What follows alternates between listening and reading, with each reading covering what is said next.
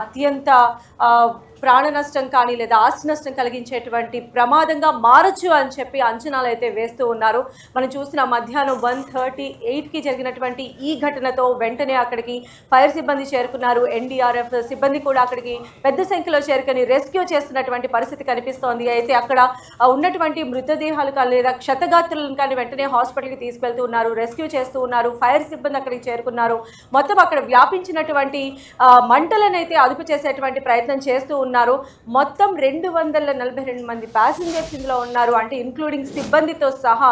మనం చూస్తే అహ్మదాబాద్లో జరిగినటువంటి ఈ ఏరోప్లేన్ ప్రమాదానికి సంబంధించి అయితే మృతుల సంఖ్యకి సంబంధించి ఇంకా ఎలాంటి డీటెయిల్స్ అయితే బయటికి రానటువంటి పరిస్థితి ఉంది. సో మనము చాలా క్లియర్గా కూడా అబ్జర్వ్ చేయొచ్చు, సహాయక చర్యలు అయితే ముమ్మరంగా కొనసాగుతూ ఉన్నాయి. అక్కడ ఎవరైనా క్షతగాత్రులు కానీ లేదంటే రెస్క్యూ చేయడానికి ఉన్నటువంటి అన్ని రకాలైనటువంటి ప్రికాషన్స్ తీసుకుంటున్నటువంటి పరిస్థితి కనిపిస్తోంది. సో మనం ఇక్కడ ఫ్లైట్ క్రాష్ అయినటువంటి విజువల్స్ కూడా మనం స్క్రీన్ పైన ఎక్స్ప్లెయిన్ చేసే ప్రయత్నం చేస్తాను. ఏదైతే అహ్మదాబాద్ ఎయిర్పోర్ట్ నుంచి రన్వే నుంచి స్టార్ట్ అయిన వెంటనే ఇది బోయింగ్ 787 ఏరోప్లేన్. ఇది ఆ రన్వే దాటిన వెంటనే, అంటే రన్వే బోర్డర్ దాటిన వెంటనే పక్కన ఉన్నటువంటి జనావాసాల్లోకి ఇది దూసుకు వెళ్ళటం జరిగింది. అంటే 700 కిలోమీటర్స్ లో హైట్లోని ఈ ఫ్లైట్ అనేది ప్రయాణించడం జరిగింది. అక్కడ ఎత్తైనటువంటి 2 బిల్డింగ్స్లో ఇది ఫ్లైట్ వెళ్ళి క్రాష్ అవ్వడం జరిగింది. ఏదైతే ఫ్లైట్కి బ్యాక్ సైడ్ ఉన్నటువంటి ఇది చెట్టు కొమ్మను ఢీకొట్టడం వల్లే ఈ ప్రమాదం జరిగినట్లుగా కూడా ప్రాథమికంగా అంచనా వేస్తూ ఉన్నారు. అక్కడ ఉన్నటువంటి ఈ మేఘాని అనేటువంటి జనావాసాలు ఉన్నటువంటి ప్రాంతంలో ఈ ఫ్లైట్ అనేది క్రాష్ అవ్వడం జరిగింది. ఇక్కడ 2 ఎత్తైనటువంటి బిల్డింగ్స్లోకి ఈ ఫ్లైట్ అనేది నేరుగా చొచ్చుకొని వెళ్ళిపోయింది. అవి ఏంటంటే మెడికల్ కాలేజ్, మెడికల్ స్టాఫ్ అక్కడ ఉండేటువంటి హాస్టల్స్గా చెప్తూ ఉన్నారు. వారందరూ మధ్యాహ్న సమయంలో అక్కడ భోజనం చేస్తూ ఉన్నారు.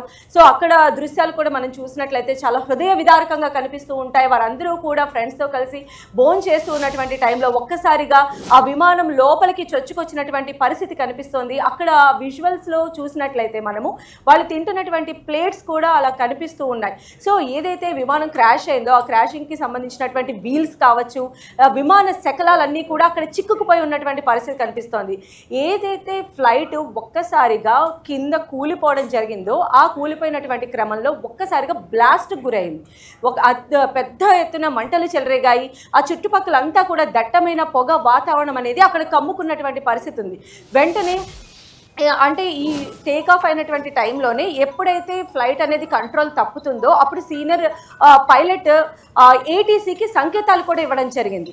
మేడే అనేటువంటి సంకేతం ఇస్తారు. ఇది ఏంటంటే అత్యంత విషమ పరిస్థితులు ఉన్న నేపథ్యంలోనే ఈ సిగ్నల్ అనేది ఇవ్వడం కూడా జరుగుతుంది. ఆ సిగ్నల్ ఏటీసీకి అందింది. తిరిగి ఏటీసీ ప్రతినిధులు ఈ ఫ్లైట్కి సంబంధించినటువంటి వారిని సంప్రదించే ప్రయత్నం చేస్తూ ఉండగానే మొత్తం ఫ్లైట్ అంతా కూడా క్రాష్ అయిపోయినటువంటి పరిస్థితి కనిపిస్తోంది. మొత్తం 242 మంది ప్రయాణికులతో ఈ ఫ్లైట్ అయితే వెళ్తున్నటువంటి సిచ్యువేషన్ అయితే నెలకొని ఉంది. ముఖ్యంగా మనం చూస్తే 230 మంది ప్రయాణికులు ఉన్నారు, 2 పైలట్లు ఉన్నారు, అలానే క్యాబిన్ క్రూ మొత్తం 10 మంది వరకు కూడా ఉన్నట్టుగా తెలుస్తోంది. అయితే గుజరాత్ మాజీ సీఎం విజయ్ రూపానీ కూడా ఉన్నారనేటువంటి వార్తలు వచ్చాయి. అయితే ఇప్పటి వరకు కూడా కేంద్రానికి సంబంధించి కానీ లేదా డీజీసీఐకి సంబంధించి కానీ ఎలాంటి అధికారిక ప్రకటన ఇక్కడ వెలువడలేదు. ప్రస్తుతం అయితే రెస్క్యూ ఆపరేషన్స్ అనేవి చాలా ముమ్మరంగా కొనసాగుతూ ఉన్నాయి. ఆ శిథిలాలలో ఆ మంటల్లో చిక్కుకున్నటువంటి వారందరినీ కూడా ఫైర్ సిబ్బంది రెస్క్యూ చేయడం కావచ్చు, లేదా అక్కడి నుంచి క్షతగాతులైనటువంటి వారిని సమీపంగా ఉన్నటువంటి హాస్పిటల్కి తరలించడం కావచ్చు. ఈ ప్రదేశము, ఆ దృశ్యాలు అవన్నీ కూడా నిజంగా మనసులను కదిలిస్తూ ఉన్నాయి. విమాన ప్రమాద దృశ్యాలు నేను ఇక్కడ మీకు బాక్స్లో ఎక్స్ప్లెయిన్ చేసే ప్రయత్నం చేస్తాను. ఏదైతే విమానం టేక్ ఆఫ్ అయిందో అది అత్యంత తక్కువ ఎత్తులో ప్రయాణించడం మనం చాలా క్లియర్గా చూడొచ్చు. ఈ తక్కువ ఎత్తులో ప్రయాణించే టైంలోనే పైలట్ ఏటీసీకి మేడే అనేటువంటి సిగ్నల్ని కూడా ఇచ్చాడు. అంటే అది చాలా అత్యంత ప్రమాదకరంగా అయినటువంటి సిచ్యువేషన్లో ఆ ఫ్లైట్ ఉందనేటువంటి చెప్పే సంకేతం. ఇది రిసీవ్ చేసుకున్నటువంటి ఏటీసీ దాన్ని రెస్క్యూ చేయడానికి అన్ని రకాలుగా సిద్ధంగా ఉంటుంది అనేటువంటి ఏర్పాట్లు కూడా చేసుకోవడానికి ఆ సంకేతాన్ని ఉపయోగిస్తూ ఉంటారు.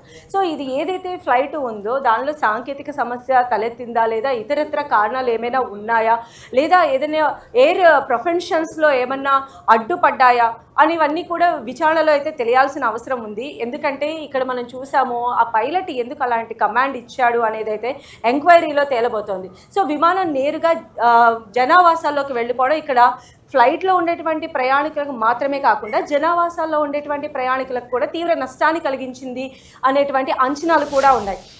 ఇక్కడ మనం చూస్తే ఫ్లైట్ డైరెక్ట్గా వెళ్ళిపోయి బిల్డింగ్స్ 2 బిల్డింగ్స్లోకి అది చొచ్చుకొని వెళ్ళినటువంటి ప్రయత్నం చేసింది. ఆ నేపథ్యంలోనే అక్కడ పెద్ద క్రాష్ కూడా జరిగింది. సో ఈ బిల్డింగ్ మొత్తం కూడా మంటలు వ్యాపించాయి, కంప్లీట్గా ధ్వంసమైనటువంటి విజువల్స్ మనం చూడొచ్చు. ఆ తర్వాత మన విమాన శకలాలను కూడా అబ్జర్వ్ చేయొచ్చు, ఎక్కడికక్కడ క్రాష్ అయిపోవడము, అదేంటంటే హై లిక్విడ్తో వెళ్ళేటువంటి ఆ ఫ్యూయల్ ఉండటము, అది కంప్లీట్గా బ్లాస్ట్కి దారి తీయడంతో మొత్తం విమానము అంతా కూడా పీస్ అయిపోయినటువంటి పరిస్థితి మనకు కనిపిస్తుంది. చల్లా చెదురుగా విమాన శకలాల విడిభాగాలు మనం ఆ ప్రదేశాల్లో కూడా చూడొచ్చు. ఆ తర్వాత వెంటనే రెస్క్యూ సిబ్బంది ఎన్డీఆర్ఎఫ్ అక్కడికి చేరుకున్నారు. 12 పైన ఫైర్ ఇంజన్లు ఆ ఘటనా స్థలానికి చేరుకున్నాయి. రెస్క్యూ టీమ్స్ అందరూ కూడా అక్కడికి చేరుకొని అక్కడ చుట్టుపక్కల ప్రాంతాలన్నింటినీ కూడా అండర్ కంట్రోల్లోకి తెచ్చుకున్నారు. అదేవిధంగా అహ్మదాబాద్ ఎయిర్పోర్ట్ను కూడా అక్కడి నుంచి ఎలాంటి రాకపోకలు జరగకుండా దిగ్బంధం చేసినటువంటి పరిస్థితి కూడా కనిపిస్తోంది. సహాయక చర్యలు అయితే ముమ్మరంగా కొనసాగుతున్నాయి. అదేవిధంగా ఈ ఏదైతే ఫైర్ చెలరేగిందో దాన్ని అదుపు చేయడానికి అగ్నిమాపక సిబ్బంది చాలా తీవ్రంగా శ్రమించాల్సినటువంటి పరిస్థితి కూడా నెలకొంది. మనం చూసినట్లయితే మొత్తం ఆ మేఘన్ అనేటువంటి ప్రాంతం మొత్తం కూడా అంబులెన్స్ సైరన్లతో నిండిపోయింది. అక్కడ ఉన్నటువంటి క్షతగాత్రులు ఎవరైతే ఉన్నారో వారందరినీ కూడా సమీప హాస్పిటల్స్కి తరలించేటువంటి ప్రక్రియ అయితే చాలా వేగవంతంగా జరుగుతోంది. ఇక్కడ మనం చూడొచ్చు హాస్టల్ భవనంలో కూడా ఆ ఫ్లైట్కి సంబంధించినటువంటి వీల్స్ని మనం చాలా క్లియర్గా అబ్జర్వ్ చేయొచ్చు.